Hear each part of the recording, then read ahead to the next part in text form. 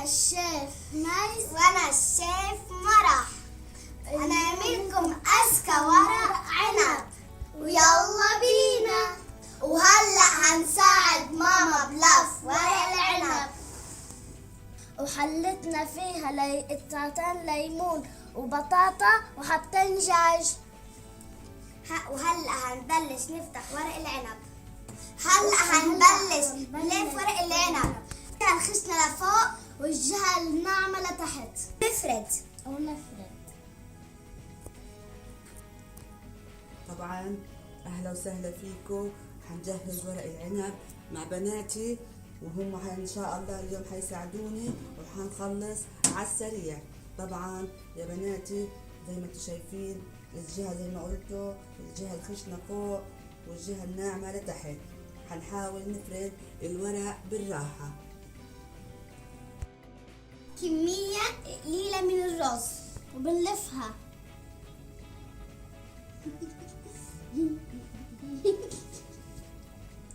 ما تنسي المعلومة المهمة، بتحطوا كمية قليلة عشان ما تطلع من برا الورق.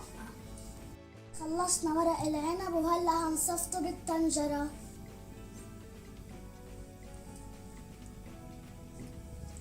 متحمسة أدوقه. كتير هيطلع طعمه زاكي. بس بدي احكي لكم شي، هذا بتاكل وهو ناي وهو مستوي.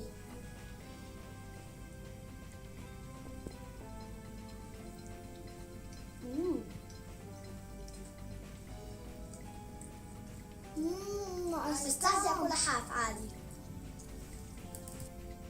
حقيقة لازم تجربوه. هذا الفيديو يوصل أكثر من 1,000,000 لايك. كون كتير جاية مشاركات كتيرة. شوفوا محلى حبة مظبطة كتير. اللي بيحب يعملها حتى رفيعة عادي. شكله بيجهي منيح. مبين كتير زاكي.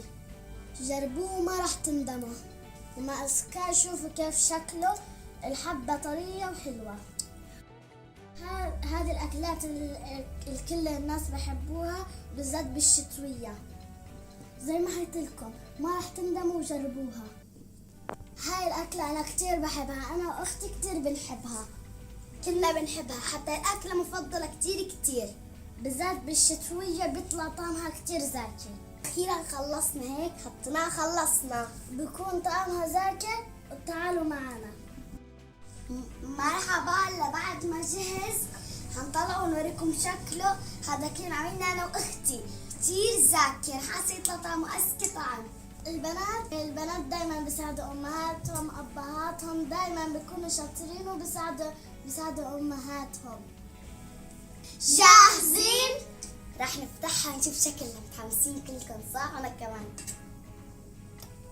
واو كتير حلوة. كتير متحمسة. شوفوا الشكل ويا دايخة مستوية وزاكية. حسيت تطلع شهانة. ماما رح تقلب هلا. إنها كبيرة كتير زاكية عشان الحلة كتير قوية كتير نار. فيلا نقلبها. 1 2 3. ما شاء الله كتير. رح نطبل. لا لسه. ساعتنا. يا سلام على اللذاذة. طعمها لذيذ وروعة. كيف شكلها؟ بدي اكلها هلا. خار كتير حلو. سلام بجد. الدجاجة شكلها رهيب، تحفة ما شاء الله. أكيد الطعم حيكون لذيذ طبعا. وهيك صارت وصفتنا جاهزة. صراحة متنا من الجوع. زي ما انتم شايفين الدجاجة دايبة دوب. دايبة كتير. حتى ورقة العنب دايبة كتير. هي